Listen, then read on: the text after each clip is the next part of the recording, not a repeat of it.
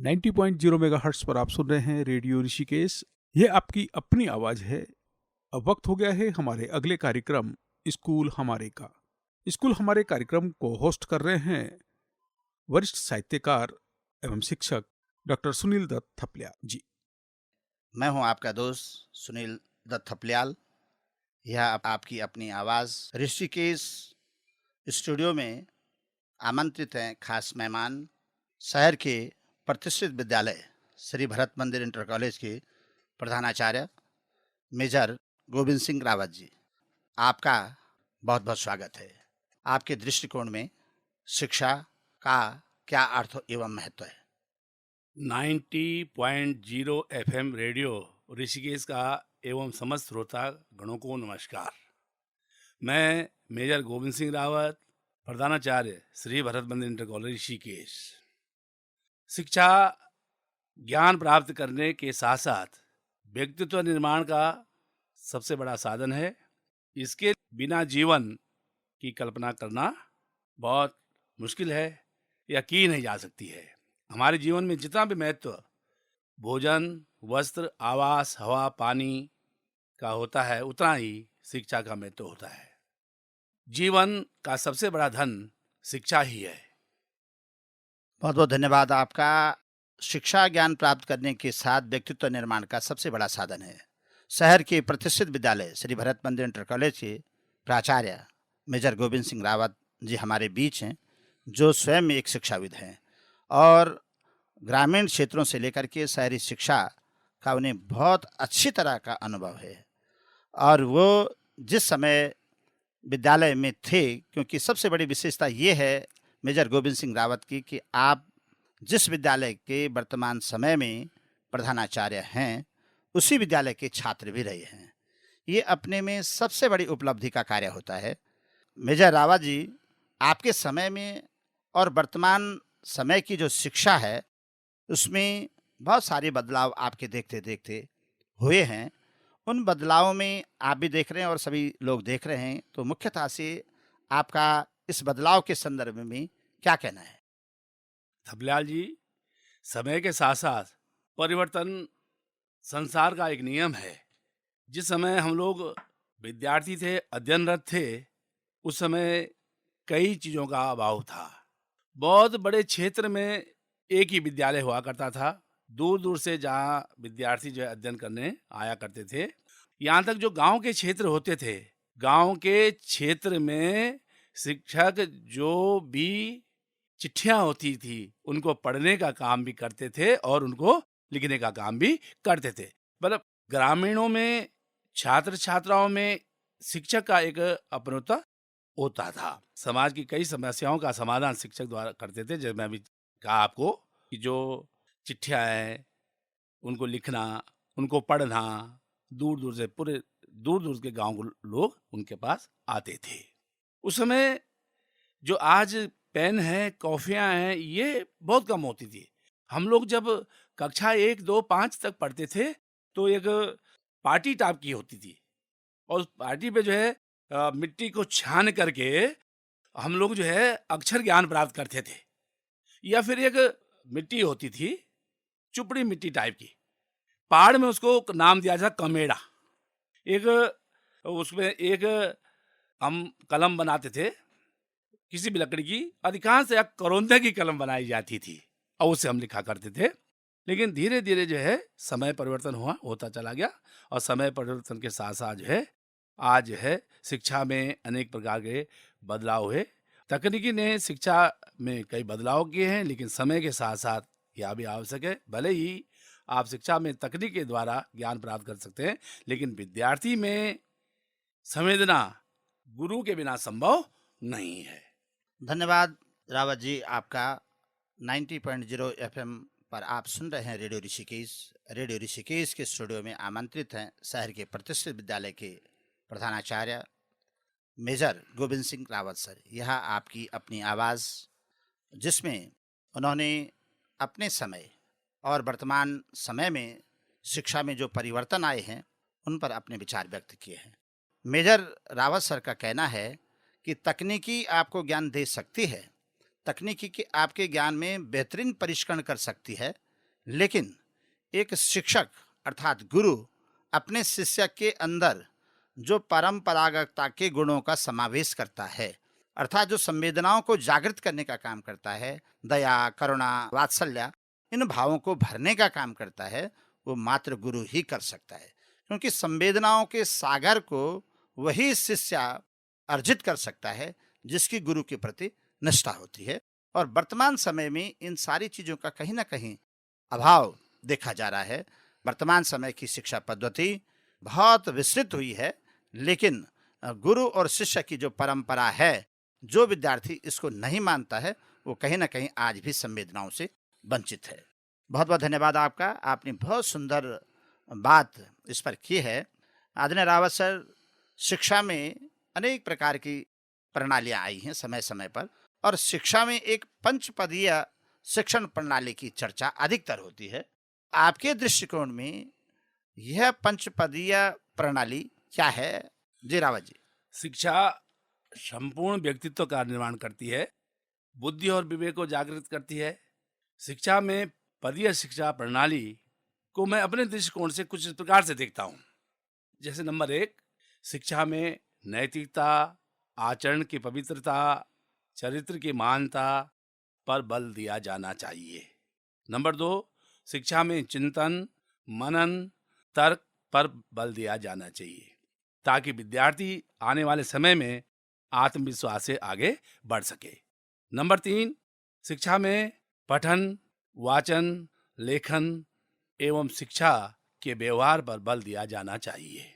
Number 4, मौखिक व्यावहारिक प्रणाली को महत्व दिया जाना चाहिए।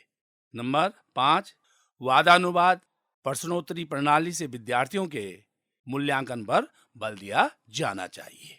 पंचपदीय शिक्षण प्रणाली के संदर्भ में अनेक सारे विद्वानों ने अपने अपने समय के अनुसार इस पद्धति पर चर्चाएं की हैं, उन्होंने अपने लेख दिए हैं, और जो संपूर्ण विद्यार्थी जगत आज भी भली भांति उनसे परिचित है। आदरणीय मेजर गोविंद सिंह रावत सर ने जिस प्रकार से पंचपदीय शिक्षण प्रणाली की चर्चा की है, अपने दृष्टिकोण उस पर व्यक्त किया है, बहुत ही लाजवाब दृष्टिकोण था कि हमारी शिक्षण पद्धति में नैतिकता पर बल दिया जाना चाहिए, आचरण की पवित्रता पर बल दिया जाना चाहिए, चरित्र की महानता पर बल दिया जाना चाहिए, कि स्वार्थ साधना की आंधी में वसुधा का कल्याण न भूलें, निर्माणों के इस पावन युग में हम चरित्र निर्माण न भूलें। 90.0 FM पर आप सुन रहे हैं रेडियो ऋषिकेश। हमारे स्टूडियो में आमंत्रित हैं खास मेहमान, शहर के प्रतिष्ठित विद्यालय श्री भरत मंदिर इंटर कॉलेज के प्रधानाचार्य मेजर गोविंद सिंह रावत जी। स्कूल हमारे कार्यक्रम में एक बार पुनः आप सभी का स्वागत है। और रावत सर से मैं बात रखना चाहूँगा कि आपका विद्यालय इतना प्रतिष्ठित विद्यालय है, जहाँ पर कि अनेक प्रकार की गतिविधियाँ संचालित की जाती हैं। वो तत्कालीन उत्तर प्रदेश से लेकर के उत्तराखंड की बात अगर हम करें तो उसका अपना एक बहुत बड़ा स्थान है। स्वतंत्रता से पहले उसकी स्थापना की गई है, और इसके इतिहास के बारे में आप बताना चाहेंगे हमारे श्रोताओं को? धबलाल जी, विद्यालय 1943 में विद्यालय का निर्माण हुआ। 2018 में हमने इसकी हीरक जयंती मनाई। यहाँ पर बहुत सारे विद्वान लोग और बहुत बड़े अधिकारी लोग यहाँ से पढ़ के गए हैं।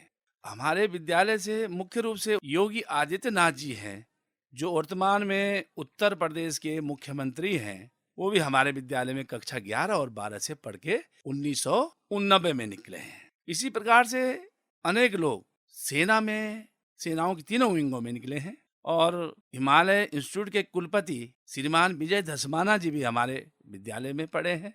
तो यदि मैं इस विद्यालय के इतिहास के बारे में बात करूं तो हो सकता है कई घंटों हमको इसमें चर्चा में लग जाएंगे।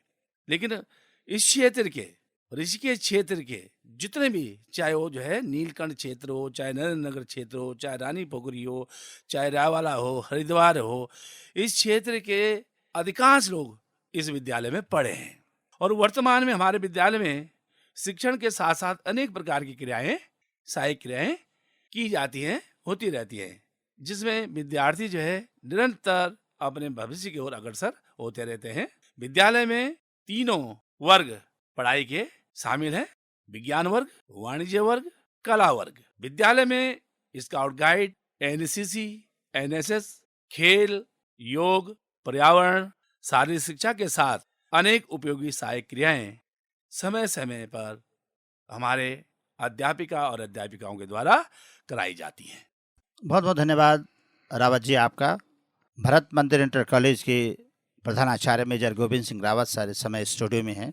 1943 में स्थापित विद्यालय ने संपूर्ण क्षेत्र, शहरी क्षेत्र के साथ साथ आसपास के ग्रामीण क्षेत्रों पर भी शिक्षा की अलग जगाने का काम किया है।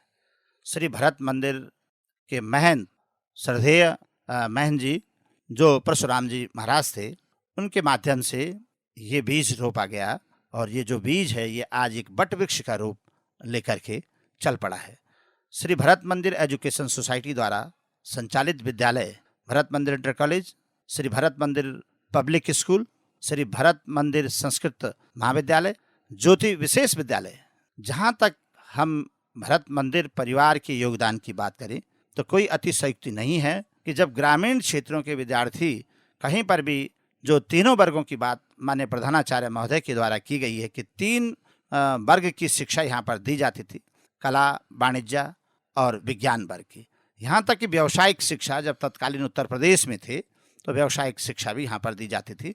हमारे एनसीसी की विंग है, आपके पास जो यूनिट है एनसीसी, एनएसएस, इनके योगदान की सराहना बार बार की जाती है, चाहे वो कावड़ मेला हो या अन्य कई प्रकार के जन जागृति के अभियान हों। उन अभियानों में इससे हमारे श्रोताओं को आप बताने की कृपा करेंगे कि एनसीसी का आगे क्या महत्व रहता है जो यूथ उससे जुड़ता है। जी रावत सर। धबलाल जी, एनसीसी सबसे पहले एक अनुशासन का पाठ है। एनसीसी में जब एक छात्र और छात्रा एनसीसी में भर्ती होती है तो भर्ती होने के बाद वो एक कैडेट बन जाती है या बन जाता है और उसको अनुशासन, ईमानदारी, चरित्रवान के साथ साथ देशभक्ति के प्रति प्रेरित किया जाता है और अनेक विधाओं से उसको जोड़ा जाता है। इसके लिए भी सरकार ने अनेक अनेक राज्यों में इनके लिए अनेक व्यवस्थाएं की हैं। मिलिट्री में या पैरा मिलिट्री में इनको नौकरियों में कुछ अंक प्राप्त हैं, कुछ अंक देय होते हैं।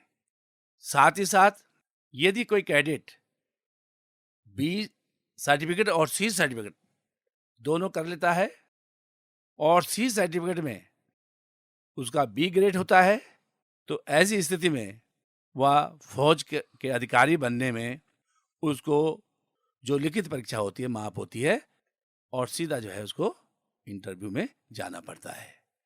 तो सबसे बड़ी बात यह है एनसीसी में एक कैडेट अपने क्षेत्रीय भाषा को के अलावा अन्य कैडेटों से के साथ जब संपर्क में आता है तो वहाँ के भाषा, वहाँ के रीति रिवाज को जानता है। जैसे आप जानते हैं कि हमारे देश में अनेक भाषा, बोली, पहनावा, खान पान वाले लोग रहते हैं, तो इनके साथ भी एनसीसी कैडेटों का जो कैंप लगते हैं इनके साथ भी उनको मिलने का अवसर मिलता है। तो एनसीसी एक विद्यालय की अनुशासन की दृष्टि से और एक विद्यालय की उन्नति की दृष्टि से एक रीढ़ की हड्डी हम मान सकते हैं। बहुत बहुत धन्यवाद। 90.0 एफएम पर आप सुन रहे हैं रेडियो ऋषिकेश। रेडियो ऋषिकेश के स्टूडियो में आमंत्रित हैं शहर के प्रतिष्ठित विद्यालय श्री भरत मंदिर इंटर कॉलेज के प्रधानाचार्य मेजर गोविंद सिंह रावत जी, जिन्होंने एनसीसी के महत्व पर अपने विचार व्यक्त करते हुए आपको बहुत सारी जानकारियां दी हैं। वो स्वयं में भी एनसीसी के अधिकारी रहे हैं। जो न्यू एजुकेशन पॉलिसी आई है वैसे अपने में एक बहुत विस्तृत शब्द है ये, क्योंकि इस पर तो बहुत बड़ा विचार किया जाना है, लेकिन एक सार तत्व के रूप में हम ये जानना चाहेंगे कि वर्तमान शिक्षा प्रणाली जो 35 वर्षों पुरानी शिक्षा प्रणाली में बदलाव आया है तो कितनी अनुकूल होगी, इस संदर्भ में आपके क्या विचार हैं? सरकार द्वारा 35 वर्षों से पुरानी चल रही शिक्षा प्रणाली में बदलाव लाना वर्तमान समय के छात्र छात्राओं के लिए मेरे विचार से एक वरदान सिद्ध होगी, जिसमें अनेक व्यवस्थाएं की गई हैं। बहुत सारी व्यवस्थाएं हैं, कई घंटे इसमें चर्चा हो सकती है। मैं आपसे एक निवेदन करूंगा कि 90 FM रेडियो ऋषिकेश में एक बार मैं दोबारा आऊंगा और नई शिक्षा नीति पर ही बात करूंगा। इसके अंतर्गत जिसमें छात्र छात्राओं का समय एवं आयु बाधित न हो, निरंतर आगे वो बढ़ें और इंटरमीडिएट में जहाँ 3 वर्ग होते थे, विज्ञान वर्ग, वाणिज्य वर्ग और कला वर्ग, नई शिक्षा नीति में ये व्यवस्था की गई है कि छात्र छात्राएं जिस ओर भी आगे बढ़ें, जिस विषय को पढ़ने के इच्छुक हों, उस विषय को वो पढ़ सकते हैं। तो इसलिए जो है नई शिक्षा नीति वर्तमान के समय में छात्र छात्राओं के हित के लिए वर्तमान को देखते हुए बहुत ही सुंदर है, जिसको लागू करना जरूरी है। न च चौरहार्यम न च राजहार्यम न भ्रातृभाज्यम न च भारकारी व्यये कृते वर्धते व नित्यम विद्याधनम सर्वधनम प्रदानम। जहाँ शिक्षा का महत्व और शिक्षा का चिंतन सर्वश्रेष्ठ होता है, वो निश्चित रूप से उद्देश्य उन्नति के पथ पर अग्रसर होता है। हमारे साथ जुड़े हैं मेजर गोविंद सिंह रावत सर, और वो जो शिक्षा पर अपने बेहतरीन विचारों के साथ आप श्रोताओं तक देने की पूरी कोशिश कर रहे हैं। विद्यालय में को एजुकेशन प्रणाली है, बालक बालिकाओं को सह शिक्षा दी जाती, एक साथ दी जाती। मुख्य रूप से आपने मुझसे बालिका शिक्षा के बारे में पूछा है, तो बालिकाओं के लिए हम उनकी शिक्षा पर बिल्कुल पूरा ध्यान रखते हैं। लगभग विद्यालय में जो है 550 के लगभग बालिकाएं हैं। उनके लिए स्मार्ट कक्षाओं के साथ साथ आत्मरक्षा, साहसिक खेल प्रतियोगिताएं जैसे जो है जूडो, ताइक्वांडो का प्रशिक्षण हम समय पर देते हैं। और जो हमारी अध्यापिका साथी हैं, समय समय पर बालिकाओं की अलग काउंसलिंग भी करती हैं, और उसमें कोई भी अध्यापक साथी प्रतिभाग नहीं करता है, केवल बालिकाएं रहती हैं और अध्यापिकाएं रहती हैं, ताकि बालिकाओं की जो समस्याएं होती हैं अध्यापिकाएं उनको समझ सकें और उनको दूर करने का प्रयास कर सकें। बहुत बहुत धन्यवाद आपका। आदरणीय मेजर गोविंद सिंह रावत सर हमारे साथ स्टूडियो में हैं। बालिका शिक्षा पर आपने बहुत सुंदर बात की है कि हम बालिकाओं को अनेक प्रकार के इस प्रकार के आत्म सुरक्षा, साहसिक खेल प्रतियोगिताएं जैसे विधाओं से पल्लवित कर रहे हैं। इसी के साथ मैं ये कहना चाहूँगा आपसे आदरणीय रावत सर की, जो निर्धन छात्र छात्राओं की शिक्षा के लिए आपके द्वारा क्या प्रयास किए जा रहे हैं? थपलियाल जी, जरूरतमंद छात्र और छात्राएं हैं, और जरूरतमंद मैं भी हूँ कि मैं एक वेतन भोगी कर्मचारी हूँ। यदि मुझे वेतन नहीं मिलेगा तो मैं वेतन के प्रति जरूरतमंद हूँ। तो इसलिए जो है निर्धन छात्र और छात्राओं को के स्थान पर हम जरूरतमंद छात्र और छात्रों की संज्ञा देते हैं पूरे विद्यालय में। रही हमारे विद्यालय के बाद, हमारे विद्यालय में छात्र छात्राओं को निःशुल्क शिक्षा प्रदान की जाती है, और कक्षा 6 से 8 तक। उसके पश्चात यदि कोई जरूरतमंद छात्र और छात्रा जिसके पास पुस्तकें नहीं हैं, ड्रेस नहीं है, जूते नहीं हैं, या अन्य उसको आवश्यकता है, शुल्क देने की आवश्यकता है, तो हम सभी शिक्षक लोग, शिक्षिकाएं लोग उनको देते हैं या उनके लिए व्यवस्था करते हैं। हमारे विद्यालय में लगभग 15 छात्रवृत्तियां हैं। एक बात यहाँ पर यह है, क्योंकि जो हमारे श्रोतागण हैं वो निश्चित रूप से सोच रहे होंगे कि यहाँ पर भरत मंदिर के प्रिंसिपल बैठे हैं और ऐसी बात कर रहे हैं, और हमने तो फेसबुक में कहीं नहीं देखा है, कहीं नहीं कुछ नहीं देखा है। मैं श्रोता गणों का ध्यान अपनी ओर आकर्षित करना चाहता हूँ कि हम लोग जो भी छात्र छात्राओं की मदद करते हैं, हम उसको किसी भी फेसबुक में नहीं डालते हैं। हम सब ने, अध्यापक अध्यापिकाओं ने एक नियम बनाया है कि हम किसी भी बच्चे की यदि मदद करते हैं, हम उसको फेसबुक में नहीं डालेंगे। और इसके साथ ही आपने उन बच्चों की सहायता के लिए जो आपके यहाँ पर आयाम हैं, उन आयामों का आपने बहुत विस्तृत रूप से चर्चा की है। 90.0 FM पर आप सुन रहे हैं रेडियो ऋषिकेश। रेडियो ऋषिकेश के स्टूडियो में आमंत्रित हैं शहर के प्रतिष्ठित विद्यालय श्री भरत मंदिर के प्रधानाचार्य मेजर गोविंद सिंह रावत जी। रावत जी, जिस प्रकार से सरकार द्वारा नवीन शिक्षा नीति में मातृभाषा की बात की गई है, और आपके विद्यालय में इसके लिए क्या प्रयास किए जा रहे हैं, आप हमारे श्रोताओं को बताने की कृपा करेंगे। धबल्याल जी, विद्यालय में पहले भी और वर्तमान समय में भी जो है अपनी मातृभाषा को, क्षेत्रीय भाषा को महत्व दिया जा रहा है। हमारी प्रार्थना सभा में निरंतर इन भाषाओं पर जोर दिया जा रहा है। हमारे अध्यापक और अध्यापिकाएं निरंतर बच्चों के बीच में जाकर इन भाषाओं पर जोर देते हैं। जननी जन्मभूमि स्वर्गादपि गृहसी, माता और मातृभूमि दोनों स्वर्ग से भी बढ़कर होते हैं, ये सूक्ति चरितार्थ होती है। आज के इस कार्यक्रम में जहां हमारे साथ एक प्रतिष्ठित विद्यालय के प्राचार्य उपस्थित है। आपका विद्यालय तो इतना पुराना है, जिस विद्यालय की प्रार्थना सभा की चर्चा संपूर्ण उत्तराखंड एवं तत्कालीन उत्तर प्रदेश में भी सुनी गई है। इसमें ऐसी क्या खास बातें हैं? क्योंकि प्रार्थना तो लगभग सभी विद्यालयों की होती हैं, लेकिन भरत मंदिर की प्रार्थना के जो चर्चे होते हैं आम जनमानस के अंदर, उसकी क्या विशेषताएं हैं? हमारे श्रोताओं को बताने की कृपा करेंगे आदरणीय रावत सर। हमारे विद्यालय की प्रार्थना सभा अन्य विद्यालयों की प्रार्थना सभा की तरह होती है, लेकिन हमने इस प्रार्थना सभा को अभिनव एवं विशेष रूप देकर इसे उपयोगी एवं आकर्षक बनाने का प्रयास कर रहे हैं हम। प्रत्येक दिन अलग अलग प्रार्थनाएं होती हैं।